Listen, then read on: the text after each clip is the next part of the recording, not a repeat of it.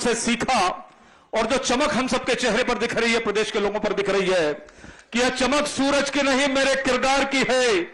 यह चमक सूरज की नहीं मेरे किरदार की है। खबर ये आसमां के अखबार की है।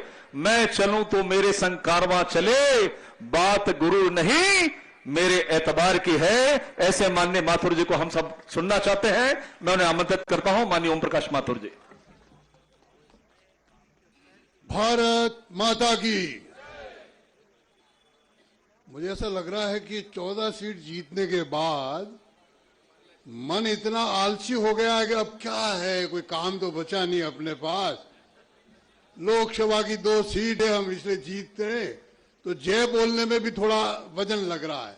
भारत माता की। मजा नहीं आया भाई? भारत माता की। थोड़ा और बाकी है। भारत माता की। ये कार्यकर्ता सम्मान सम्मेलन है। सबसे पहले तो मैं प्रभारी के नाते लगभग पिछले, अरे भाई जरा दुकान बंद करो अपनी। अरे पहलवान, ये कौन है सिक्योरिटी वाले? अरे भाई क्या मोटा आदमी, नीचे लो। अब नहीं चलेगा ये काम। मुझे लोकसभा जीतनी है ना, तो सब साइलेंट रहना एकदम। पक्का वादा। कार्यकर्ता सम्मान समारोह है और इस संभाग में मुझे 4-5 बार आने का मौका मिला। लगभग 14 ही विधानसभाओं के कार्यकर्ताओं से मिलने का भी अवसर मिला और मैंने कहीं डांट भी पिलाई, कहीं प्रेम भी पिलाया, कहीं हंसी मजाक भी की। मैं सबसे पहले तो आप सबको नमन करता हूं कि मेरी बात को याद रख के आपने मुझे 14 की 14 सीट आदरणीय अरुण साहब जी के झोली में डाली, इसलिए आप प्रणाम के पात्र हैं। और इसके साथ ही ये मंच में बैठे हुए मुख्यमंत्री सहित सभी मेरे नेताओं को भी आग्रह करूंगा, मंत्री होंगे, एमएलए होंगे, पार्टी के पदाधिकारी होंगे, कि सबसे पहले हम सब ये जो सामने मेरी फौज बैठी, अरावल दस्ते के सैनिक बैठे, उनको अपनी कुर्सी में खड़े होकर के उनको प्रणाम करें, ऐसी मुझे आपने प्रार्थना है। भारत माता की। आज हम आपका सम्मान करने आए हैं बंधुओं। ये हमारा सम्मान नहीं है, ये सम्मान आपका करना है। और मुझे जब मैंने 4 तारीख की रात को लैंडिंग की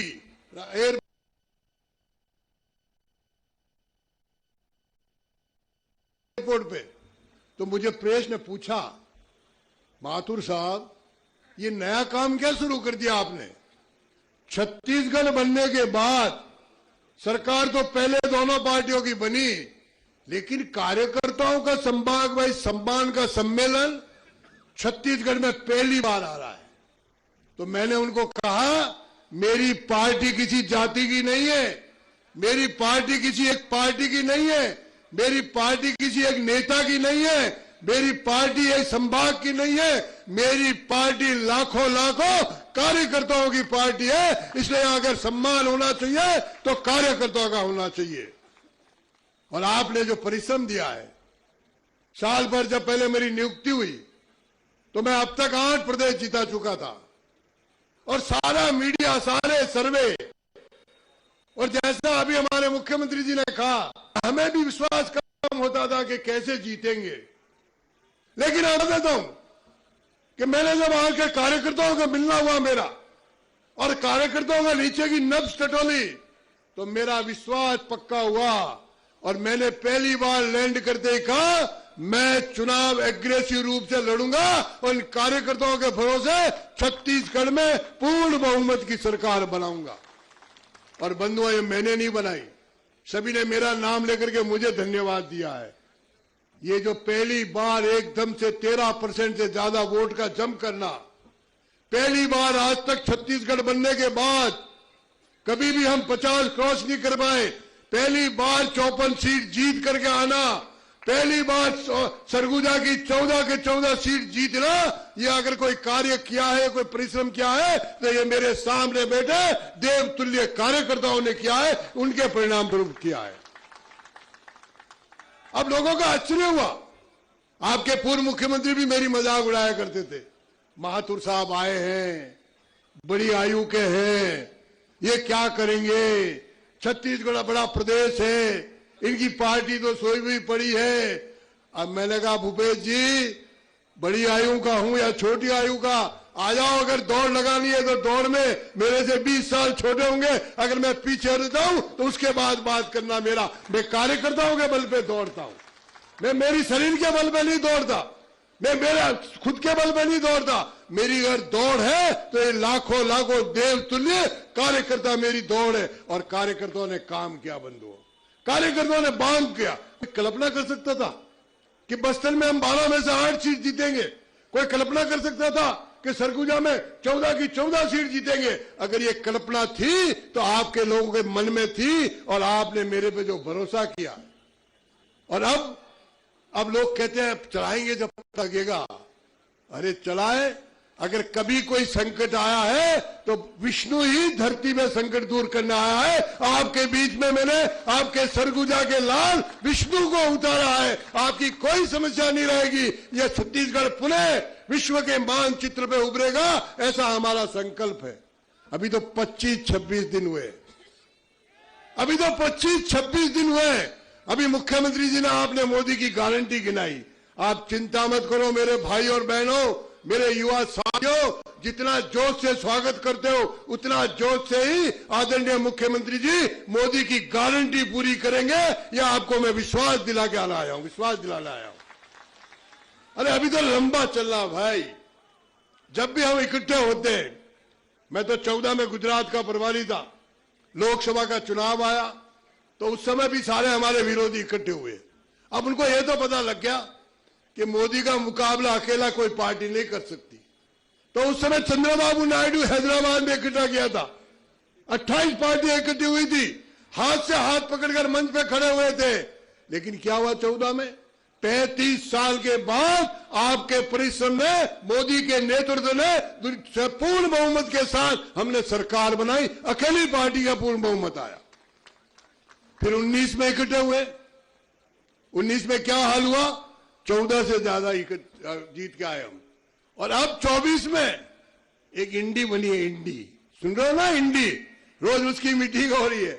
मैं आपके माध्यम से दिल्ली का भेजना चाहता हूं संदेश, इंडी बनाओ, फिंडी बनाओ, भिंडी बनाओ, कुछ भी बनाओ। 24 में ये कार्यकर्ता 19 से ज्यादा सीट कर जीत करके मोदी जी को तीसरी बार इस देश का प्रधानमंत्री बनाएंगे। ये हमारी संकल्प शक्ति है बंधुओं। जो संकल्प कर लेता है, जो इच्छा शक्ति रखता है, जिसके मन में प्रेरणा होती है, जिसके मन में एक संकल्प होता है राष्ट्र सेवा का। अरे आजादी को 75 वर्ष हो गए, 76 वर्ष होने जा रहे हैं। कितने प्रधानमंत्री बने, कितने आए? किसी के मन में कल्पना आई क्या कि संसद भवन मेरे लिए राजनीति के लिए नहीं है? ये संसद भवन मेरे लिए मंदिर है। मैं राष्ट्र की सेवा करने के लिए जाऊंगा। ये पहला आपके बीच में से निकला हुआ कार्यकर्ता नरेंद्र मोदी संसद में घुसने के पहले सीढ़ियों पे दंडवत प्रणाम करके संसद में घुसा, और इसलिए उन्होंने ये सारा कल किया। और उनका पहला भाषण क्या था? मेरी पार्टी की सरकार, एनडीए की सरकार सार्वजनिक गरीबों के हित के लिए, मजदूरों के हित के लिए, किसानों के हित के लिए, सार्वजनिक विकास करने के लिए, पूरे देश का विकास करने के लिए। और इसलिए नारा दिया, सबका साथ, सबका विकास, सबका सहयोग, सबका प्रयास। तो हमने प्रयत्न किया है। हमने आज यहाँ जब टिकट का बंटवारा भी दिया तो मेरे कई ऐसे मित्र थे, मांगने वाले बहुत थे। टिकट मुझे सिर्फ सरगुजा में 14 लेने थे। उन सब ने जो परिश्रम किया और टिकट मिलने के बाद जो एक मुश्त होके लगे, मैं उनको भी प्रणाम करता हूं कि उनके त्याग और परिश्रम ने ही आज हमको 14 सीटें दी है। इसलिए मैं आपसे निवेदन करना चाहता हूं कि मेरे भाई और बहनों, आगे भी चुनाव आ रहा है। और मैं आपको कहता हूं भाई, जैसे मेरे बारे में कहा कि गांव गांव घूम के, विधानसभा वाइज घूम करके, लेकिन अब भी कहता हूं, न सोऊंगा ना आपको सोने दूंगा। मंजूर है? मंजूर है? न सोऊंगा ना, नहीं सोओगे ना, और न थकूंगा ना थकने दूंगा। पक्की मानते हो? मंजूर है? 11 सीट जीतनी है ना? पक्की जीतनी है ना? अभी भी कई लोग नहीं जीतनी तो मना कर दो भाई, नहीं जीतनी, हम छुट्टी कर देता था आप लोगों की। 11 सीट जीतनी है ना? किसी का भी हाथ नीचे नहीं रहना चाहिए। 11 सीट जीतनी है ना, और जीतनी खाली हाथ ऊपर करने से नहीं होगी भाई। हाँ, ये भी ध्यान रखना, काम करना पड़ेगा हमको। हाँ, हमको काम करना पड़ेगा। ये जो अभी अभी ताजा विधानसभा के चुनाव हुए हैं, मैं मेरे सब इन देवतुल्य कार्यकर्ताओं से आग्रह करना चाहता हूं कि इन विधानसभा का रिजल्ट अपने हाथ में रखो। कहां कमी है, कहां कसर है। जैसे मैंने कहा, न बैठूंगा न बैठने दूंगा, न सोऊंगा न सोने दूंगा, वैसे आप भी संकल्प ले लो आगामी 3 महीने तक कि कोई भी ऐसा बूथ मेरे से नहीं छूटेगा, कोई भी निर्णय ऐसा मेरे नहीं छूटेगा जहां मेरी पहुंच नहीं बने। सबका साथ जो मोदी जी ने नारा दिया, मेरे नेता ने नारा दिया है, वो नारा मैं पूरा करूंगा। और जहां जहां हमें कम वोट मिले, अच्छा कार्यकर्ता वो होगा कि लोकसभा के चुनाव के प्रवास के दिनों में आऊंगा, वो कहेगा भाई साहब इस बूथ पे मैंने 10 वोट प्लस किए, इस बूथ पे मैंने 20 वोट प्लस किए, इस बूथ पे मैंने 1 वोट प्लस किया, मैं उनको प्रणाम करूंगा। वो कार्यकर्ता श्रेष्ठ कार्यकर्ता होगा। बंधुओं, युग बदल रहा है, युग बदलता है। हमारी पार्टी के बारे में, हमारे देश के बारे में क्या कहा जाता था? एक हमारे आजादी के बाद हमारे हिंदुस्तान के बारे में दुनिया में एक कल्पना थी, हिंदुस्तान गरीबों का देश है। क्या हो गया भाई? ये पुलिस वाले क्यों कर रहे हैं सिरफोड़ी? खड़े रहने दो सबको, जहां खड़े हैं वहां। काय के लिए आप सिक्योरिटी की इतनी चिंता कर रहे हो? खड़े रहने दो कार्यकर्ता को। यह देश बदल रहा है। पूरी दुनिया हमारे बारे में सोचती थी कि हिंदुस्तान गरीबों का देश है, हिंदुस्तान अनपढ़ों का देश है, हिंदुस्तान साफ सफेदा वालों का देश है। लेकिन भाई और बहनों, हमारे मन में कल्पना रहती थी। हमारे बड़े बुजुर्ग साधु महात्मा कहते थे हिंदुस्तान विश्व गुरु था, हिंदुस्तान सोने की चिड़िया थी। हम भी सोचते थे कहां सोना की चिड़िया थी, कहां विश्व गुरु था। लेकिन जब इतिहास देखते थे तो नालंदा, तक्षशिला जैसे विश्वविद्यालय थे, तो मन में थोड़ा आता था तो सही कुछ न कुछ। लेकिन आपका कार्यकर्ता जब से प्रधानमंत्री बना है, कोई कल्पना कर सकते हो? पहला भाषण संयुक्त राष्ट्र में खुद के लिए नहीं मांगा, पार्टी के लिए नहीं मांगा, हिंदुस्तान के लिए नहीं मांगा, मांगा क्या? पूरे दुनिया के लिए। जो हमारा बचपन का स्लोगन था, वासुदेव कुटुंबकम, पूरी दुनिया स्वस्थ रहे। और इसलिए उन्होंने कहा कि भाई बहुत हो गया, तो friend day, mother day, father day, Valentine day, और आजकल तो कुत्ता डे, बिल्ली डे, पता नहीं कितने डे मनाने लग गए। उन्होंने क्या कहा? उन्होंने कहा पूरी दुनिया एक दिन साल में ऐसा मनाए, योगा डे, ताकि स्वस्थ रहे। और आप आश्चर्य करोगे कि 15 दिन के अंदर अंदर पूरी दुनिया 26 जून को योग दिवस मनाने लगी। ये विश्व गुरु की ओर बढ़ने का पहला कदम हमारा। हम विश्व गुरु बन रहे हैं। कोई कल्पना कर सकते थे कि अमेरिका में वीजा देने के लिए कतराता था? आज उसी अमेरिका राष्ट्रपति कहता है कि रशिया और यूक्रेन में कोई अगर शांति करा सकता है तो हिंदुस्तान का भारतीय जनता पार्टी का कार्यकर्ता, भारत का प्रधानमंत्री आदरणीय नरेंद्र मोदी करा सकता है। तो हम आगे बढ़ रहे हैं दोस्तों, हम दिशा को बदल रहे हैं, हम युग को बदल रहे हैं, हम पुनः विश्व गुरु की ओर बढ़ रहे हैं। इसलिए मेरी आपसे कल्पना है, मैं विश्वास आपके भरोसे, आप बताओ क्या मैं मोदी जी को विश्वास दे सकता हूं आपके भरोसे कि हम 11 की 11 सीट जीतेंगे? दे सकता हूं क्या? हाँ बोल के कहो जोर से, दिल्ली तक आवाज जानी चाहिए। आप जिताओगे ना?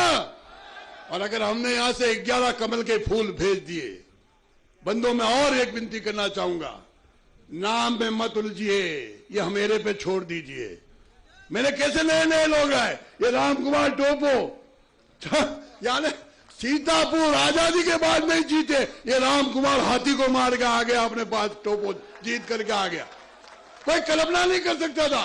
जब मैंने इसका नाम बताया तो आदरणीय हमारे वरिष्ठ नेता राम विचार जी नेता ने कहा, अरे साहब आपने तो कमाल कर दिया, ये लड़का तो जीतेगा ही जीतेगा। तो हम मैं इस तरह भी ला सकता हूं भाई। इसलिए आप ये मत सोचना कि मेरी जेब से टिकट निकलना चाहिए, मेरा दोस्त ही मिलना चाहिए। मैं आपको खुला कह के जाता हूं, जो भी आएगा, कोई भी आएगा, हम कमल का फूल ध्यान रख करके आगे बढ़ेंगे। क्योंकि हमने वादा किया है, खाली जनता ने न मोदी जी से वादा किया है कि छत्तीसगढ़ से 11 कमल के फूल हम दिल्ली भेजेंगे। इसलिए हम सब उसी ताकत से लगे। और बंधुओं, अब काम की चिंता मत करना, पुरानी बातें याद मत करना। नया युग की शुरुआत हुई है। विष्णुदेव साय जी आपके क्षेत्र के मुख्यमंत्री है।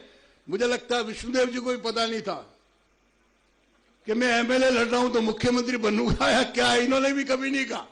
मैंने इनसे पूछा एक बार चुनाव से पहले, मैंने कहा विष्णुदेव जी चुनाव लड़ने का मूड है क्या? तो उन्होंने कहा टिकट अगर देंगे तो लड़ लूंगा भाई साहब, लेकिन यह नहीं कहा कि मुझे कुछ बनना है। इतने सरल सज्जन हमारे मुख्यमंत्री, और आप आश्चर्य करोगे एकदम सरगुजा से मुख्यमंत्री बनना। एक पहले था जो समझौता करके बैठ गया 5 साल, दीनहीन से माफी मांगता रहा और वो माफी मांगता रहा। अरे 2.5 साल में धोखा दिया हमने, जनता को धोखा नहीं दिया है। हमने सरगुजा के लाल को मुख्यमंत्री बना के आपके बीच में खड़ा किया है। और इसलिए मेरे 2 युवा साथियों, ये स्वागत सम्मान कोई हमारा नहीं है। मैंने रोका है चला करके, किसी को नाराज होने की जरूरत नहीं है। कोई भी नाराज होने का अधिकार बंद लोकसभा चुनाव तक। हम नमस्ते ले नहीं ले कोई कल्पना मत करो। हमको सिर्फ हिंदुस्तान को हिंदुस्तान बनाना है, हिंदुस्तान को सोने की चिड़िया बनाना है। इसलिए मैंने भेजा, इसलिए कोई गुस्सा करने की जरूरत नहीं है। मुझे बुरा लगा कि अरुण साहब जी को बीच में आपको कहना पड़ा। हमको यह कहने की जरूरत नहीं पड़नी चाहिए। ये कार्यकर्ताओं का सम्मेलन है और मैं तो देखो स्वभाव से कड़ो हूं भाई। मुझे तो ये जो मंच पे भी गतिविधि चलती है ना, ये बेचारे सिक्योरिटी वाले कहते रहे मानते नहीं है, लेकिन मुझे इस मामले में गुस्सा आता है। ये कार्यकर्ता सम्मेलन है, आम सभा नहीं है, और इसलिए कार्यकर्ताओं का सम्मान करने आया हूं। मैं आप लोगों को बहुत बहुत प्रणाम करता हूं कि आपने इस सरगुजा को कांग्रेस मुक्त किया है और स्थायी रूप से मुक्त करना है भाई। भविष्य में कांग्रेस सरगुजा की तरफ आके देख नहीं सके, ऐसी व्यवस्था हमको करनी है। करोगे ना? करोगे पक्की? तो एक बार जोर से लड़का लगाओ, भारत माता की, भारत माता की। मुट्ठी बंद करके, मुट्ठी बंद करके, नहीं तो पंजा देख लेंगे लोग। भारत माता की, भारत माता की। भारतीय जनता पार्टी जिंदाबाद, भारतीय जनता पार्टी जिंदाबाद। मैं फिर आऊंगा आपके बीच में, छोटी छोटी बैठ के भी लूंगा। अभी तो मैंने जिंदाबाद कराया, उस समय मैं आपके कान खींचने के लिए आऊंगा, ध्यान कर लेना, ये भी सुन लेना। और ये जो मंच पे बैठे इन सब नेताओं को भी आग्रह करूंगा कि इनको खाली कार्यकर्ताओं नहीं, इनको भी नहीं बैठना, ना बैठने देना है, न सोना है, न सोने देना। मंजूर है सबको? मंजूर है? हाँ, ऐसा नहीं है कि खुद आराम करो कार्यकर्ताओं को काम पे लगा दो, ये नहीं चलने वाला ओम प्रकाश माथुर के पास। तो हम सब मिलकर के 11 सीट जीते, आदरणीय मोदी जी को तीसरी बार थम्पिंग मेजोरिटी से जीता है। इन्हीं शुभकामनाओं के साथ बहुत बहुत धन्यवाद। भारत माता की। बहुत बहुत धन्यवाद भाई साहब। अब स्मृति चिन्ह देने के लिए मैं